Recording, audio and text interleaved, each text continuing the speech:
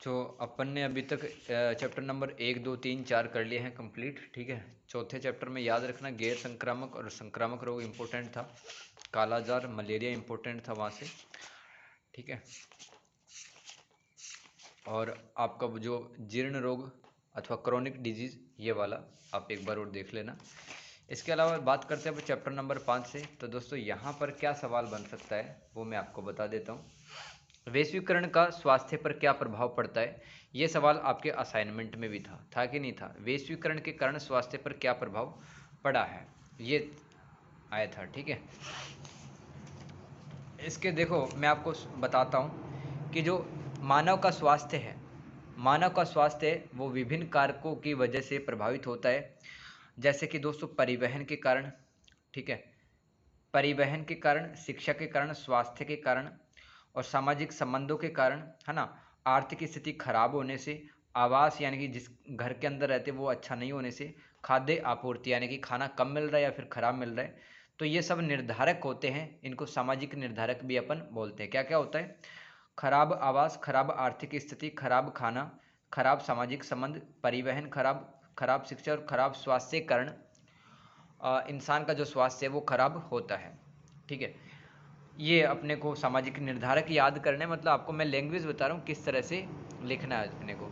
ठीक है, तो देखो एक जो व्यक्ति होता है ना, काफ़ी बार है वो अपने जाति को के आधार पर, काफ़ी लिंग के आधार पर और अपने धर्म के आधार पर, अपनी संस्कृति के आधार पर और नस्ल के आधार पर उसके साथ में भेदभाव होता है काफ़ी बार समाज के अंदर। जैसे कि जो LGBTQ समुदाय है, ट्रांसजेंडर अपन जिसको कहते हैं दोस्तों, कहीं ना कहीं उनको जब वे इलाज कराने जाते हैं तो कहीं ना कहीं भेदभाव होता है। ठीक है, याद रखना है। तो नस्ल के आधार पर, धर्म के आधार पर, आर्थिक स्थिति के आधार पर, संस्कृति के आधार पर, लिंग के आधार पर, आयु के आधार पर इंसान के साथ में भेदभाव हो सकता है जब वो स्वास्थ्य सुविधाएं प्राप्त करने जाता है।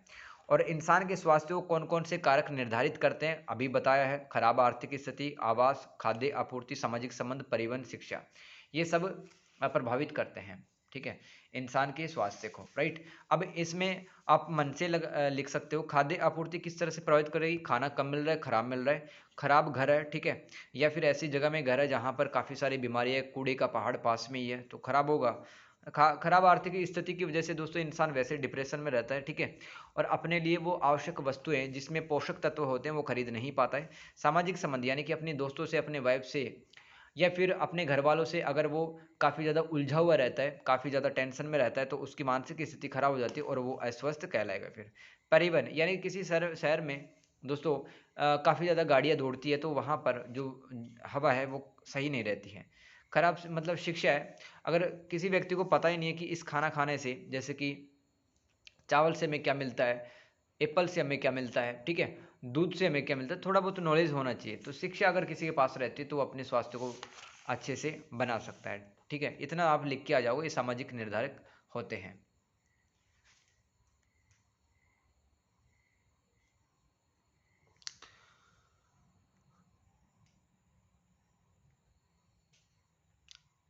ये याद करते हैं स्वास्थ्य के सामाजिक निर्धारकों से संबंधित आयोग। तो 2003 के अंदर जो WHO था, उन्होंने सामाजिक निर्धारक होते हैं उन पर एक आयोग गठन किया था। यानी कि शिक्षा अच्छी मिले, भोजन तक पहुंच हो सभी की, अच्छा आवास मिले, घर मिले सबको, शिक्षा और कौशल मिले, ठीक है, धन और संसाधन हो, परिवार, दोस्त और समुदाय ये सबके अच्छे हों। इनके लिए 2003 में क्या बनाया गया था, एक आयोग बनाया गया था। ठीक है, और उसी आयोग के जो गाइडलाइंस है, उसी के आयोग के दिशा निर्देश है, वो भारत सरकार ने 2008 में एक रिपोर्ट आई थी भारत सरकार के द्वारा। क्यों आई थी? क्योंकि 2003 में एक आयोग बना था, WHO ने वो आयोग बनाया था। उस आयोग के दिशा निर्देश मानकर भारत ने 2008 में एक रिपोर्ट प्रकाशित की थी। ठीक है, रिपोर्ट प्रकाशित की थी। अब रिपोर्ट में दोस्तों आप अपने मन से लिख सकते हैं इस आयोग की सिफारिश से क्या थी, भारत सरकार ने अपनी रिपोर्ट में क्या लिखा है। तो भारत सरकार ने अपनी रिपोर्ट में ये लिखा हुआ कि संक्रामक और गैर संक्रामक रोगों को कम करना है, समुदाय को सशक्त बनाना है, ठीक है, जो आसपास का जो माहौल होता है उसको ठीक करना है, हवा, पानी, बिजली, इन सभी की व्यवस्था करनी है। ये आप मन से लिख सकते हो। तो याद हो गया, सामाजिक निर्धारकों को ठीक करने के लिए एक कमीशन, एक आयोग बनाया गया था 2003 में WHO के द्वारा। उसने जो बातें बोली ना वो भारत सरकार ने अपनाई और भारत सरकार ने 2008 में रिपोर्ट की थी, रिपोर्ट प्रस्तुत की। तो रिपोर्ट में क्या क्या लिखा आप अपने मन से लिख देना। आगे याद करते हैं। देखो ये पहले ही याद करा कर, स्वास्थ्य के सांस्कृतिक निर्धारक क्या होते हैं, अलग से सवाल बन सकता है यहाँ से। सांस्कृतिक यानी कि एक इंसान की संस्कृति से जुड़े कुछ कारक होते हैं, कुछ फैक्टर होते हैं, उसकी वजह से इंसान स्वास्थ्य खराब हो सकता है। ठीक है, अब एक संस्कृति के अंदर जब रहता है इंसान तो उसके साथ में भेदभाव हो सकता है। ठीक है, उसको अधिकार नहीं मिले तो भी वो बीमार पड़ सकता है या फिर टेंशन तो ले ही सकता कम से कम। ठीक है, और अगर एक समाज में रहने वाला जो व्यक्ति है वो पारंपरिक ज्ञान को न अपनाए तो भी व्यक्ति का स्वास्थ्य खराब हो सकता है। ये सांस्कृतिक निर्धारक कुछ होते हैं। जैसे कि मैं आपको सीधी सी बात बता दूं,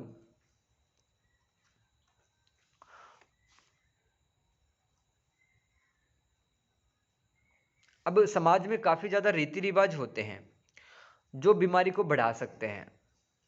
ठीक है, तो कई बार क्या होता है कि मान लो किसी को कुछ भी हो गया यार, तो वो क्या करता है, झाड़ फूंक के चक्कर में पड़ता है। झाड़ फूंक के चक्कर में पड़ता है क्योंकि समाज की रीति रिवाज है। डॉक्टर के पास नहीं जाता, जब तक डॉक्टर के पास जाता है तब तक सर के ऊपर पानी जा चुका होता है और व्यक्ति की मौत हो सकती है।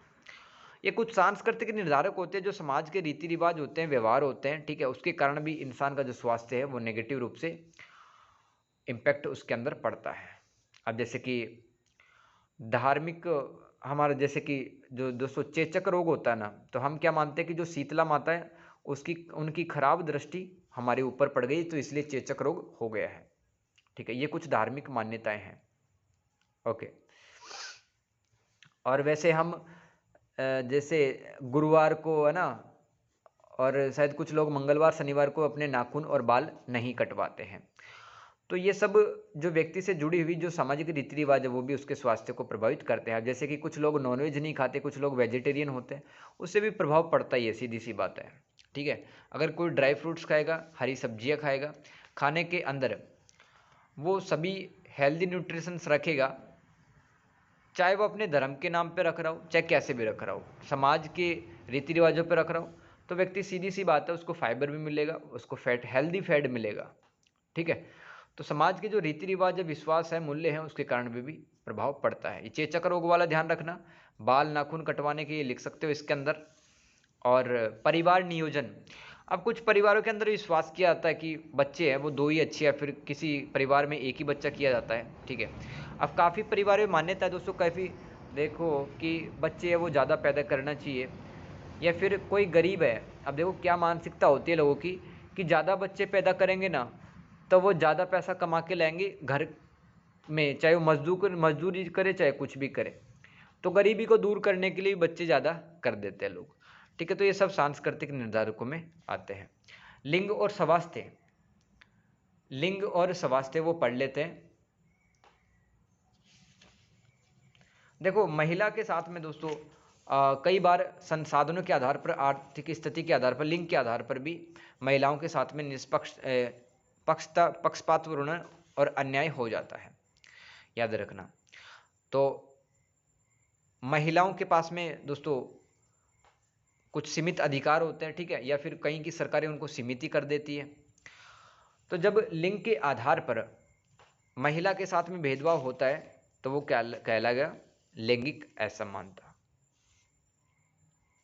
ठीक है, अब जैसे कि एक घर परिवार के अंदर ही है ना, एक महिला, जनरली बात कर रहा हूँ, काफ़ी परिवार अच्छे भी जहाँ पर महिलाओं की काफ़ी ज़्यादा रिस्पेक्ट है, लेकिन मैं बता रहा हूँ ऐसे परिवारों में जहाँ पर एक औरत को हमेशा नीचे रखा जाता है आदमी के, ना वो डिसीजन में पार्टिसिपेट करती है परिवार के। ठीक है, वो खाना बनाने का, बच्चों को पालने पोसने का काम करती है, खेती बाड़ी का काम करती है और घरेलू कार्य करती है, तो अपने शरीर का ध्यान नहीं रखती है, अपने मन का ध्यान नहीं रखती है, तो वो स्वस्थ नहीं कहलाती है फिर। ठीक है, तो महिलाओं को बार बार टॉर्चर किया जाता है, बार बार ताने सुनाए जाते हैं, इसकी वजह से वो अवसाद से पीड़ित हो जाते हैं। अवसाद में क्या क्या आता है, चिंता भी आती है और निराशा भी आती है। अवसाद ऐसी स्थिति जिसमें चिंता और निराशा दोनों होती हैं।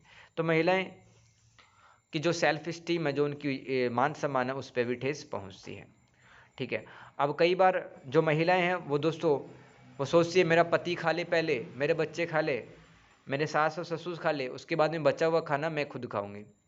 तो लास्ट में जो बचा हुआ खाना उसकी क्वालिटी कम हो जाती है, वो ठंडा हो जाता है। तो जो बचा कुचा का जो खाना होता है वही खाते रहते हैं पूरे जीवन भर।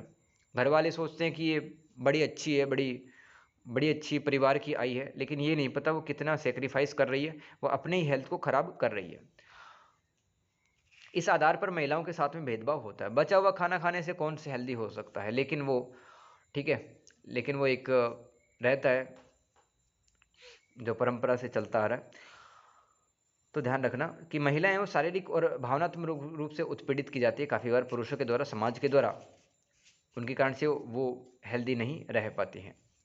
इसके अलावा दोस्तों महिला के पास में ये भी अधिकार नहीं होते कई बार कि बच्चे कब पैदा करने और कितने पैदा करने हैं, यानी कि उनके सेक्स और प्रजनन पर अधिकार नहीं होते हैं या सीमित होते हैं।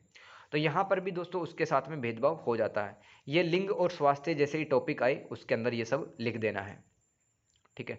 तो बच्चे को पालने पोसने में, घर के काम करने में इनका समय चला जाता है। अधिकतर समय ना ये वर्कआउट कर पाती हैं, ना योगा कर पाती हैं, ना ध्यान कर पाती हैं, ना अपने शरीर की तरफ देख पाते हैं।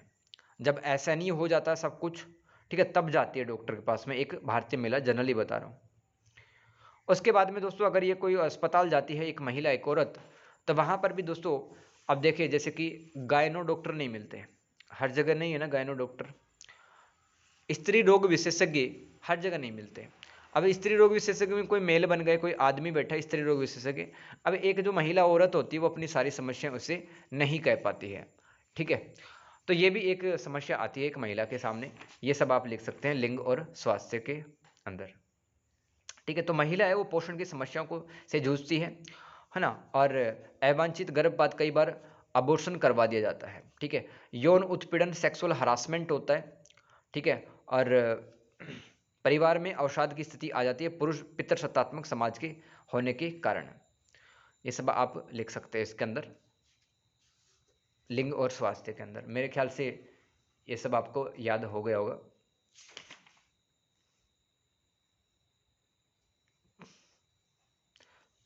स्वास्थ्य के व्यवहार निर्धारक देख लेते हैं।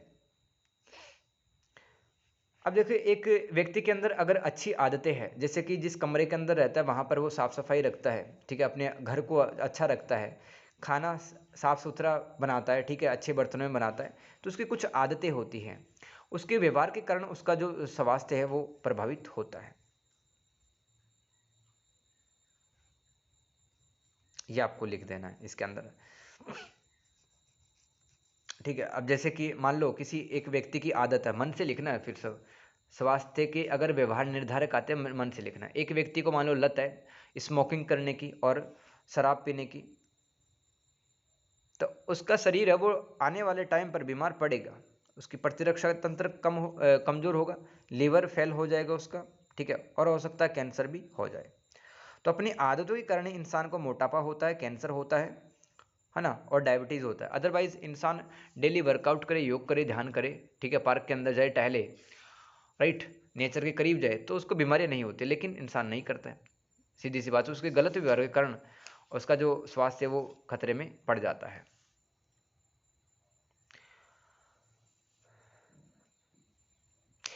आपको मैं बताता हूं कि व्यवहार निर्धारक में और क्या लिख सकते हैं।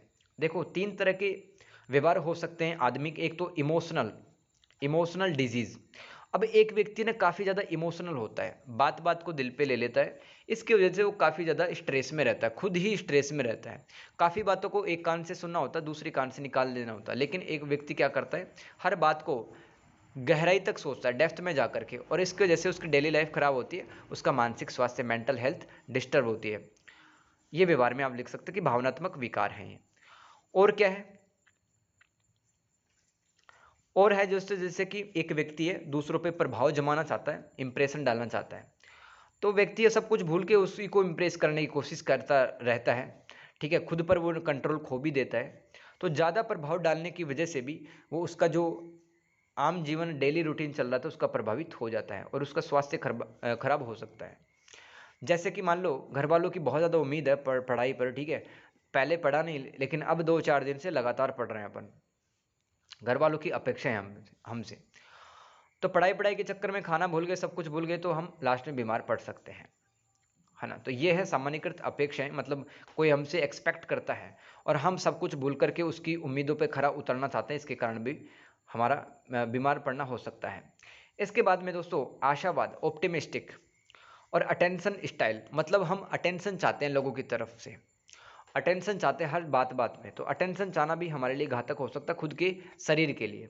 तो पहले शरीर बाद में दुनिया, इस सिद्धांत पे दोस्तों चलना होगा, तब जाकर हमारे भावनात्मक विकार और जो अनेक मानसिक व्याधियां हैं वो दूर होंगी। ठीक है, ये सब लिख देना। ठीक है, कि इंसान अगर आदतें अच्छी है इंसान के अंदर, ठीक है, तो वो तनाव की स्थिति में नहीं जिएगा, चिंता नहीं होगी उसे। ठीक है, और उसको जीवन शैली से संबंधित जो बीमारियां होती हैं, हृदय रोग नहीं होगा, मधुमेह नहीं होगा, है ना, बीपी नहीं होगी उसे। ये सब लिख सकते हैं। इसकी साथ ही इंसान को अच्छी आदतें अपनानी चाहिए, स्मोकिंग नहीं करना चाहिए, जंक फूड से दूर रहना चाहिए और ड्रिंकिंग वगैरह से दूर रहना चाहिए, है ना। तो ये सब आप लिख सकते हैं। ये स्वास्थ्य के निर्धारक थे। व्यवहार निर्धारक मैंने बता दिए कि आदतों के कारण, है ना। लिंग और स्वास्थ्य बता दिया, तो इसमें महिला को केंद्र बिंदु में रखकर आपको लिखना है। सांस्कृतिक निर्धारक में मैंने बता दिया कि समाज के जो कुछ रीति रिवाज होते हैं उसके कारण से इंसान है वो गलत रीति रिवाजों में पढ़ के वो अपना ही स्वास्थ्य है वो खो बैठता है। जैसे कि ज़्यादा बच्चे पैदा करना, ठीक है, गरीबी के कारण, और समाज के कुछ रीति रिवाज भी होते हैं, उनका देखभाल नहीं करना टाइम से, अपने पारंपरिक ज्ञान को छोड़ देना। जैसे कि जापान के लोग बीमार हो गए थे, अपने पारंपरिक खाने को छोड़कर उन्होंने पश्चिमी सभ्यता का खाना अपनाया था।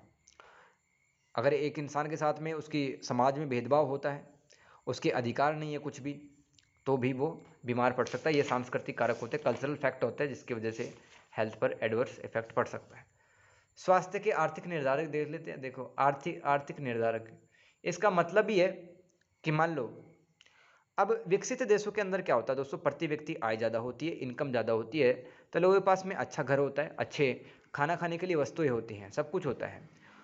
तो विकसित देशों के अंदर व्यक्ति कम बीमार पड़ता है तुलनात्मक रूप से विकासशील देश और अल्प विकसित देशों में। क्योंकि दोस्तों विकासशील देशों और अल्प विकसित गरीब देशों के अंदर क्या है कि लोगों की प्रति व्यक्ति आय कम होती है, उस देश की अर्थव्यवस्था कमजोर होने के कारण सरकार अपने नागरिकों के लिए अच्छी स्वास्थ्य नीति बना भी नहीं सकती, ना प्रोग्राम कोई लागू कर सकती है। और अगर व्यक्ति के पास में दोस्तों धन की कमी है, पैसे की कमी है, तो भी वो पीछे रह जाता है, क्योंकि वो अच्छी वस्तु तो खा ही नहीं पाएगा, फल फ्रूट सब्जियां वगैरह ड्राई फ्रूट्स ये नहीं खा पाएगा, सीधी सी बात है। ठीक है, तो भारत के अंदर आज भी दोस्तों आर्थिक निर्धारकों के कारण काफ़ी लोग हैं वो स्वस्थ नहीं है। राइट, इस तरह से अपने को लिखना है। एक असाइनमेंट वाला सवाल मैं आपको करवा देता हूँ, वैश्वीकरण का स्वास्थ्य पर क्या प्रभाव पड़ता है। तो इसमें सबसे पहले तो आप ग्लोबलाइजेशन की अर्थ बताएंगे कि होता क्या है, कि ऐसी प्रक्रिया जिसमें पूंजी वस्तु सेवा और मानव संसाधन का एक देश से दूसरे देश में मुक्त प्रवाह होता है, उसको क्या कहते हैं, वैश्वीकरण कहते हैं। तो वैश्वीकरण के कारण दोस्तों एक देश से दूसरे देश का सहयोग बढ़ा है। अब व्यक्ति है वो अपना इलाज करवाने आते हैं, ये आपको मैंने BANS 183 में बताया था मेडिकल टूरिज्म पढ़ाते टाइम। जैसे कि पाकिस्तान, ऑस्ट्रेलिया, इंग्लैंड, अमेरिका के काफ़ी लोग हैं वो भारत आते हैं, क्यों, क्योंकि यहाँ पे सस्ता इलाज है, अच्छे डॉक्टर्स हैं। तो वैश्वीकरण से सकारात्मक और नकारात्मक दोनों प्रभाव पड़ते हैं स्वास्थ्य पे। सकारात्मक तो यही कि दूसरे देशों या दूसरे राज्य में जाके, जैसे कि चंडीगढ़, देहरादून, जयपुर में अच्छा इलाज है, ठीक है, तो इलाज करवा पाते हैं लोग सस्ते में और अच्छे में। और नेगेटिव ये है कि वैश्वीकरण के कारण उपभोक्तावाद, कंज्यूमरिज्म बढ़ रहा है, जिसकी वजह से प्लास्टिक हमारे आसपास काफ़ी बढ़ चुका है, कचरे के जो पहाड़ हैं उसकी ऊंचाइयाँ बढ़ती जा रही है। तो कचरा फैलने से, गाड़ियाँ ज़्यादा चलने से, लाइफ स्टाइल बहुत ही मॉडर्न होने से हमारे आसपास काफ़ी पॉल्यूशन हो चुका है। ये वैश्वीकरण के नेगेटिव प्रभाव देख सकते हैं आप। इस तरह से आपको मन से लिखना है सब कुछ।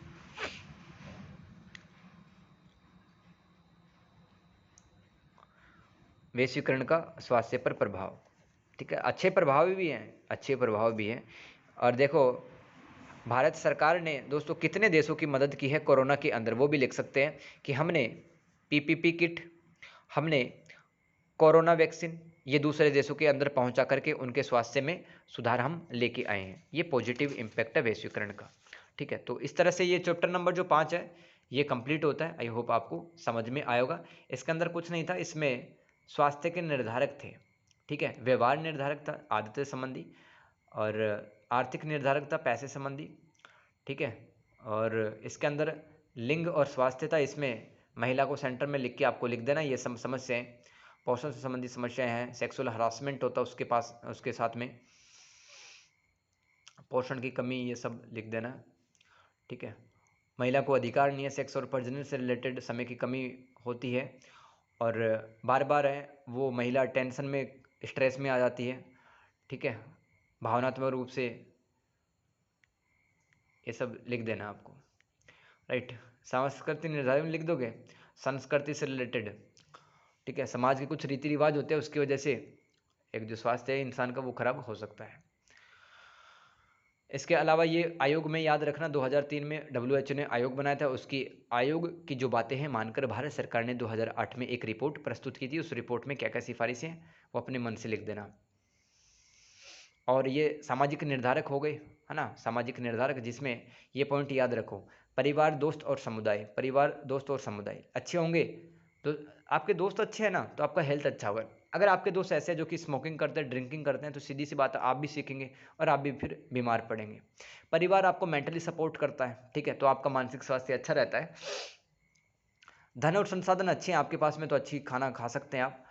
आवास, अच्छे घर के अंदर रहते हैं, ठीक है, साफ सफाई वाले घर के अंदर रहते हैं, तो भी फिर शिक्षा और कौशल ध्यान रखना। जो स्वस्थ होता है वो व्यक्ति अपने खाने को लेकर काफ़ी अवेयर होता है। अच्छा काम, तो काम करने की अच्छी स्थितियाँ मिले सबको, ठीक है, तो बीमार नहीं होगा। परिवहन, तो परिवहन प्रणाली अच्छी होगी एक शहर में, अगर जैसे कि मेट्रो ज़्यादा है, बसें ज़्यादा हैं और प्राइवेट व्हीकल्स कम है, तो उसकी वजह से पोल्यूशन कम होगा। भौतिक परिवेश, तो आप आसपास में दोस्तों पेड़ वगैरह लगा के रखते हैं, घर में गमले रखते हैं, तो आपका परिवेश अच्छा है, तो आप भी अच्छे होंगे। भोजन तक पहुँच, तो अच्छा भोजन, सस्ता भोजन, ये अगर सभी को उपलब्ध हो जाए तो फिर स्वस्थ बन जाए। ये सब सामाजिक निर्धारक होते हैं, याद रखना ये सब पॉइंट। ठीक है, तो इसमें टोटल सामाजिक निर्धारकों में 8 पॉइंट है, ये याद रखना। इस तरह से हमारा जो चैप्टर नंबर 5 है ये दोस्त कंप्लीट होता है।